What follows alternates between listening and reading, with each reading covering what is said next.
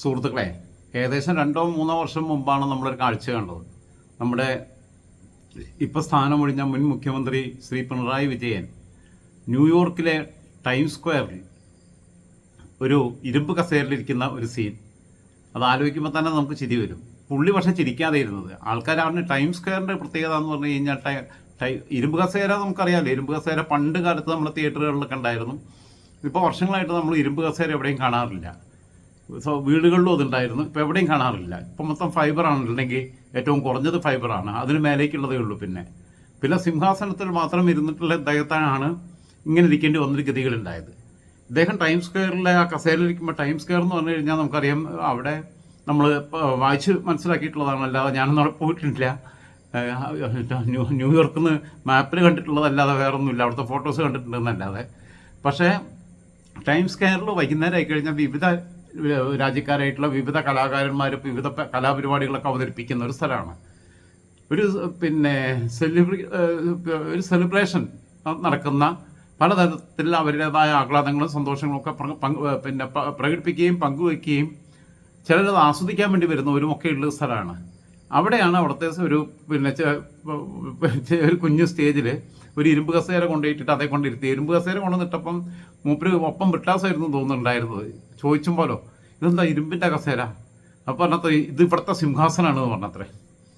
ന്യൂയോർക്കിൽ അത് സിംഹാസനമാണ്, ന്യൂയോർക്കിലെ ഏറ്റവും വലിയ ആദരവോട് കൂടിയിട്ട് കൊടുക്കുന്ന കസേരയാണത് എന്നുള്ളതാണ്. എന്തായാലും താഴെ നിരത്തി പിടിച്ചിരുത്താമെന്ന് നന്നായി. എന്തായാലും ആകുമ്പോൾ ഇരുന്നപ്പോൾ ഇരിക്കുമ്പോൾ ഇയാളൊരു ബൊമ്മ ഇരിക്കണ മാതിരി, പ്രതിമ ഇരിക്കണ പോലെ. ചിരിയില്ല, ഒന്നുമില്ല, ഒരു ഭാവവ്യത്യാസമില്ല മുഖത്ത്. അപ്പം സംഭവം ഇത് ജോക്കറല്ല എന്നുള്ള ആൾക്കാർക്ക് മനസ്സിലായി. കാരണം ആദ്യം ഒരു കരുതി ഇങ്ങനെ ആളിരുന്നപ്പോൾ പുള്ളി എന്തോ ജോക്കറും അല്ലാണ്, അങ്ങനെ ഇരുന്ന് ചിരിപ്പിക്കാൻ വേണ്ടിയിട്ട് ഇരുന്നാണെന്ന് കരുതി. പിന്നെ മനസ്സിലായത് ജോക്കറും അല്ല, പോക്കറും അല്ല, ഒന്നുമല്ല എന്നുള്ളത്. പിന്നെ ഇയാൾ എന്തെങ്കിലും കലാപരിപാടി അവതരിപ്പിക്കുന്നു എഴുതിയിട്ട് കുറേ ആൾക്കാർ തടിച്ചു കൂടി. കാരണം അവർക്ക് വലിയ കൗതുകമായി. ടൈംസ് സ്ക്വയറിലെ കാഴ്ചകളിൽ ആദ്യമായിട്ടാണ് ഇങ്ങനൊരു അത്ഭുതകരമായ കാഴ്ച അവർ കാണുന്നത്. മറ്റേത് ഓരോരുത്തരും മുഖത്ത് പല ചായം തേച്ചൊക്കെ വരുന്നു, ചാടി കളിക്കുന്നു, പിന്നെ വിവിധ തരത്തിലുള്ള പരിപാടികൾ അവതരിപ്പിക്കുന്നു, മാജിക് കാണിക്കുന്നു, അങ്ങനെയൊക്കെയുള്ള പരിപാടികളുണ്ട്. പക്ഷെ ടൈംസ് സ്ക്വയറിൽ ഒരു മനുഷ്യൻ വന്നിട്ട് അനങ്ങാതെ ഇരിക്കുന്നു ഇങ്ങനെ. അപ്പോൾ അതൊരു പുതിയ കലാ ഐറ്റമാണ്, പുതിയ ഒരു കോമ്പറ്റീഷൻ ഐറ്റമാണെന്നുള്ളതാണ് അവിടെ വന്നിട്ടുള്ള വിവിധ രാജ്യക്കാരായിട്ടുള്ള വിനോദസഞ്ചാരികളും അവിടുത്തുകാരായിട്ടുള്ള അവിടെ വൈകുന്നേരം ആസ്വദിക്കാൻ വേണ്ടി, സായാഹ്നം ആസ്വദിക്കാൻ വേണ്ടി കൂടിയ ആൾക്കാരും ചിന്തിച്ചത്. പക്ഷെ ആ ചിത്രം നമ്മുടെ മനസ്സിൽ നിന്ന് പോകുന്നില്ല. ആ ടൈംസ് സ്ക്വയറിൽ അതിനായി ഇങ്ങനെ ഇരിക്കുന്ന ഇരുത്തം മരണം വരെ മനസ്സിൽ നിന്ന് പോകില്ല. പെറ്റ തള്ള സഹിക്കില്ല ഇരുത്തം കണ്ട. കാരണം ഇവിടെ രാജാവായിട്ട് നടക്കുന്ന ആളാണ്. അപ്പോൾ ഇപ്പം മൂപ്പര് ടൈംസ് സ്ക്വയറിൽ ഇരുന്ന ഇരുത്തത്തെക്കാളും വല്ലാത്ത ഇരുത്താണ് പയ്യന്നൂർ പോയിട്ടിരുന്നത്, അല്ല കണ്ണൂർ റെയിൽവേ സ്റ്റേഷനിലിരുന്നത്. കണ്ണൂർ റെയിൽവേ സ്റ്റേഷനിൽ മൂപ്പരെ കഴിഞ്ഞ ദിവസം അവിടുത്തെ സ്റ്റീൽ ബെഞ്ചിലാണ് ഇരുന്നത്.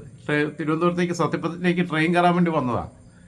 അപ്പം വന്നപ്പം മൂപ്പരെ കൂടെ സാധാരണഗതിയിൽ മൂപ്പര് വരുമ്പോൾ ഭയങ്കര ആനയും അമ്പാരിയും ബഹളവും ഒക്കെ ആയിട്ട് ഒരുപാട് അകമ്പടി വാഹനങ്ങളും ആൾക്കാരും മുദ്രാവാക്യം വിളിയൊക്കെ ഉണ്ടാവുന്നതാണ്.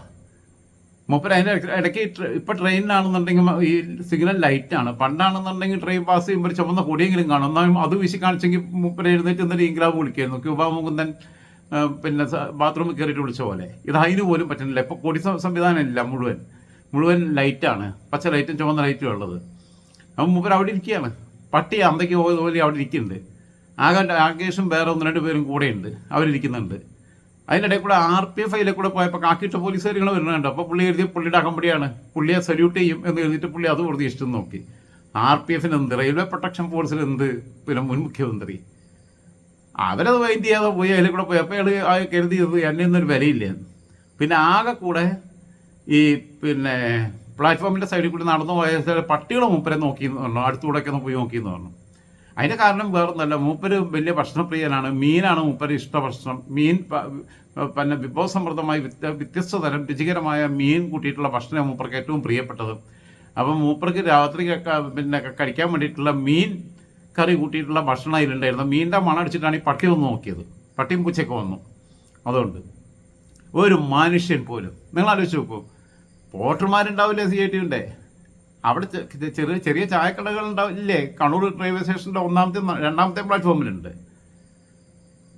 അവിടെയുള്ള ആൾക്കാരുണ്ടാവില്ലേ? യാത്രക്കാരായിട്ട് വരുന്നവരിൽ എത്ര യാത്രക്കാരില്ല എന്ന് പറഞ്ഞാൽ കണ്ണൂരിൽ നിന്ന് 50 പേരെങ്കിലും കയറാനുണ്ടാവില്ലേ? അതിൽ 2 പേരെങ്കിലും മദ്രസ കവ എന്ന് പറഞ്ഞിട്ട് കൈ കൊടുക്കാനും സംസാരിക്കാനും ശ്രമിക്കില്ലേ? അതാണ് മനസ്സിലാക്കേണ്ടത്. ഇതിൽ പിന്നെ അതിൻ്റെ ചിത്രങ്ങളാണെങ്കിൽ എല്ലായിടത്തും ഇരുന്ന് പ്രചരിപ്പിക്കുന്നുണ്ട്. പക്ഷേ സൈബർ സഖാക്കളുടെ പിന്നെ വ്യാഖ്യാനമാണ് ഭയങ്കര രസം. അവരതിന് ക്യാപ്സുലായിട്ട് ഇറങ്ങിയിട്ടുണ്ട്.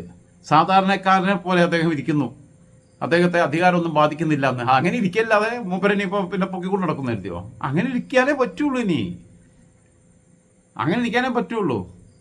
സത്യം പറഞ്ഞു കഴിഞ്ഞാൽ എനിക്ക് പിന്നെ ഈ നമ്മളെ പൂന്താനത്തിൻ്റെ ജ്ഞാനപ്പാനയിലെ ഒരു 2 വരികളാണ് ഓർമ്മ വരുന്നത്. 2-4 ദിനം കൊണ്ടൊരുത്തനെ തണ്ടിലേറ്റി നടത്തുന്നതും ഭവാൻ, മാളിക മുകളേറിയ മന്നൻ്റെ തോളിൽ മാറാപ്പ് കയറ്റുന്നതും ഭവാൻ. അത് തന്നെയാണ്. തണ്ടിലേറ്റി 2 ദിവസം കൊണ്ട് 2 ടേം 10 വർഷം കൊണ്ടു കടന്നു. മാളിക മുകളിലേറിയ മന്നൻ്റെ തോളിൽ മാറാപ്പ് കയറ്റി കൊടുത്തു. ഇപ്പോൾ പ്രതിപക്ഷ നേതാവ് എന്ന് പറയുന്നത് ഏറ്റവും വലിയ മാറാപ്പാണ്. മൂപ്പരയിൽ ഒഴിയാൻ വേണ്ടിയിട്ട് പരമാവധി പഠിച്ച പണി മുഴുവൻ നോക്കി. സംസ്ഥാന സെക്രട്ടേറിയറ്റിൽ മൂപ്പര ആൾക്കാരെ കൊണ്ടൊക്കെ പറയിപ്പിച്ച് മറ്റേ ആൾ വരട്ടെ, മറ്റേ ആൾ വരട്ടെ, ഗോപാൽ വരട്ടെ എന്നൊക്കെ പറയിപ്പിച്ച് നോക്കി. പക്ഷേ നിങ്ങളാണതിൻ്റെ ഉത്തരവാദി. നിങ്ങൾ തന്നെ പിന്നെ ഈ മാറാപ്പ് എടുത്ത് തലയിൽ പിന്നെ തോളത്ത് വെച്ചേ പറ്റുള്ളൂ, പ്രതിപക്ഷ നേതൃസ്ഥാനത്ത് ഇരുന്നേ പറ്റുള്ളൂ എന്നുള്ളത് കമ്മിറ്റിക്കകത്ത് ഭൂരിപക്ഷ തീരുമാനം വന്നു. PBയും അതേ നിർദ്ദേശം തന്നെയാണ് വെച്ചത്. PBയിൽ നിന്ന് പങ്കെടുത്തവരും അതേ നിർദ്ദേശം തന്നെ വെച്ചത്. അങ്ങനെ മൂപ്പർക്ക് മാറാപ്പ് പിന്നെ തോളിലേറ്റേണ്ടി വന്നു. എന്തായിരുന്നാലും 5 വർഷം ഈ മാറാപ്പ് തോളിലേറ്റിക്കൊണ്ട് പോകുന്ന ഞാൻ പ്രതീക്ഷിക്കുന്നില്ല. തൽക്കാലത്തേക്കെങ്കിലും കുറച്ചു കാലമെങ്കിലും പ്രതിപക്ഷ നേതൃസ്ഥാനത്ത് അദ്ദേഹത്തെ കാണുന്നതിൽ സന്തോഷമുണ്ട്. ഇതെല്ലാവർക്കുമുള്ള പാഠമാണ്, എല്ലാവർക്കുമുള്ള പാഠമാണ്. അങ്ങനെ അനാദരവ് കിട്ടിപ്പോകേണ്ട ഗതികൾ ഉണ്ടാവാതെ വന്നത് EMSനെ പോലെ അച്യുതമേനോനെ പോലെയൊക്കെയുള്ള വളരെ കുറച്ച് പേർക്കാണ്. നായനാര് അങ്ങനെയുള്ള കുറച്ച് പേർക്കാണ്. ബാക്കി പലരും അവരുടെ കയ്യിലെ ചെയ്തികൾ കൊണ്ട് ഒരു കാലത്ത് അധികാരത്തിൽ ഭ്രമിച്ചു നിന്നിട്ട് പിന്നീട് ഒന്നുമല്ലാതെ വെറും പട്ടിയെ പോലെ ആൾക്കാർ കാണുന്ന അവസ്ഥ എത്തിയിട്ടുണ്ട്. എല്ലാവരുടെ അങ്ങനെ ആയവരുടെ എല്ലാവരുടെയും പേര് പറയാൻ ഞാൻ ആഗ്രഹിക്കുന്നില്ല. നമ്മൾ ഒന്നുമല്ലാതിരിക്കുമ്പോഴും നമുക്ക് ആളുകൾക്ക് നമ്മളോടുള്ള ഇഷ്ടം നിലനിർത്താനും ആദരവ് നിലനിർത്താനും കഴിയുക എന്ന് പറഞ്ഞാൽ നമ്മൾ മനുഷ്യനായിട്ട് ജീവിച്ചു എന്നതിൻ്റെ തെളിവാണ്. അങ്ങനെ അല്ലാതെ നമ്മൾ അഹങ്കരിച്ച് ജീവിച്ചാൽ, അഹങ്കരിക്കുന്ന സമയത്ത് നമ്മളെ അധികാരം കണ്ടിട്ട് ആളുകൾ പഞ്ചപുച്ഛമടക്കി അത് സഹിച്ചു നിൽക്കും. പക്ഷേ ആ പിന്നെ നമ്മളുടെ അധികാരം നഷ്ടപ്പെടുന്ന സമയത്ത് അവർ നമ്മളെ കാണുമ്പോൾ കാർക്കിച്ചു തുപ്പുന്ന അവസ്ഥയുണ്ടാവും. ചില ഉദ്യോഗസ്ഥരൊക്കെ നമുക്കറിയാം, റിട്ടയർ ആയി കഴിഞ്ഞാൽ അവനുള്ള നാട്ടിൽ കൂടി തന്നെ ഒരു വില ഉണ്ടാവില്ല. അതുവരെ അയൽവക്കാരായിട്ടൊന്നും ഒരു ബന്ധം ഉണ്ടാവില്ല. അത് കഴിയുമ്പോൾ പിന്നെ റെസിഡൻസ് അസോസിയേഷനിലും ഇതിലൊക്കെ സജീവമായിട്ട് വല്ല വരുമ്പോൾ അവൻ വേണ്ടാന്ന് പറയും. നാട്ടിലുള്ള താമസിക്കുന്ന വീടിൻ്റെ മുമ്പിലുള്ള ഒരു കടയിൽ കയറിയിട്ട് ചായ കുടിക്കാമെന്ന് എഴുതി കഴിഞ്ഞാൽ ചായക്കടക്കാരനോട് 4 പ്രാവശ്യം ചോദിച്ചാലേ ചായ എടുത്ത് കൊടുക്കുള്ളൂ. അത് തന്നെ വേണമെങ്കിൽ ഗ്ലാസ് കഴുകാതെ എടുത്ത് കൊടുക്കും. കാരണം അയാൾ സർവീസിലിരിക്കുന്ന കാലത്ത്, ഒരു പോലീസ് ഉദ്യോഗസ്ഥനാണെങ്കിലും വേറെ സർവീസിലുള്ളവരാണെങ്കിലും, അവർ സർവീസിലിരുന്ന കാലത്ത് മനുഷ്യരോട് എങ്ങനെ പെരുമാറി എന്നതിനെ ആശ്രയിച്ചാണ് ഒരാൾക്ക് മറ്റുള്ള മനുഷ്യർ മാർക്കിടുക.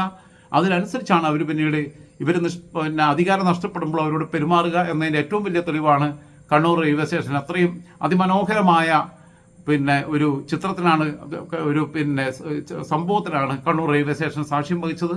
അത് എനിക്കും നിങ്ങൾക്കും പിണറായി വിജയനും VD സതീശനും എല്ലാവർക്കും ഇപ്പോൾ ഉള്ള എല്ലാ മന്ത്രിമാർക്കും, എല്ലാ MLA മാർക്കും, എല്ലാ MP മാർക്കും, പ്രധാനമന്ത്രി നരേന്ദ്രമോദിക്കും ഒക്കെ ഉൾപ്പെടെ എല്ലാവർക്കും ബാധകമായ, എല്ലാവരും ചിന്തിക്കേണ്ടുന്ന ഒരു കാര്യമാണ്. എന്തായിരുന്നാലും എന്നെ സംബന്ധിച്ചിടത്തോളം എൻ്റെ മനസ്സിൽ കുളിർമ തോന്നിയ ഒരു കാഴ്ചയാണ്. കാരണം ഒരു ഈച്ച പോലും അടുത്തോട്ട് ചെല്ലുന്നില്ല. ഈച്ച വന്നിട്ടുണ്ടാവും ചിലപ്പോൾ. എനിക്ക് ആ ഫോട്ടോയ്ക്കകത്ത് ഈച്ചേനെ സൂം ചെയ്യാത്തതുകൊണ്ട് കിട്ടാത്തതാവും. ഈച്ച വന്നിട്ടുണ്ടാവും, അതെനിക്കറിയില്ല. പിന്നെ ഞാൻ പറഞ്ഞില്ല, പട്ടിയും പൂച്ചയൊക്കെ അടുത്തൂടെയൊക്കെ ചുറ്റിക്കറങ്ങി നടന്നത് അത് ഈ മീൻകറിയുടെ മണ്ണടിച്ചിട്ടാണ്. അല്ലാതെ വേറൊരു പട്ടിയും തിരിഞ്ഞു നോക്കാനുണ്ടായിരുന്നില്ല. ആ CRPF-കാർക്കെങ്കിലും പിന്നെ മറ്റേ RPF-ന് റെയിൽവേ പ്രൊട്ടക്ഷൻ ഫോഴ്സിലുള്ളവർക്കെങ്കിലും വെറുതെ പോയിട്ടൊരു സല്യൂട്ടൊക്കെ കൊടുത്ത് പോകായിരുന്നു. കാരണം പാവത്തിന് എന്തായാലും ഇനിയിപ്പോൾ പിന്നെ പ്രായം ഇത്രയും ആയില്ലേ എന്ന് കരുതിയിട്ട് വിഷമം ഉണ്ടാകുന്ന രീതിയിൽ വെറുതെ സല്യൂട്ട് അടിക്കുന്ന പോലെ കാണിച്ചിട്ടെങ്കിലും പോകായിരുന്നു എന്നുള്ള അഭിപ്രായത്തോടെ പിന്നെ അഭിപ്രായം പങ്കുവെച്ചുകൊണ്ട് വീണ്ടും ഇന്ന് പുതിയ മറ്റൊരു വിഷയമായിട്ട് വരുന്നതാണ് എന്നറിയിക്കുന്നു.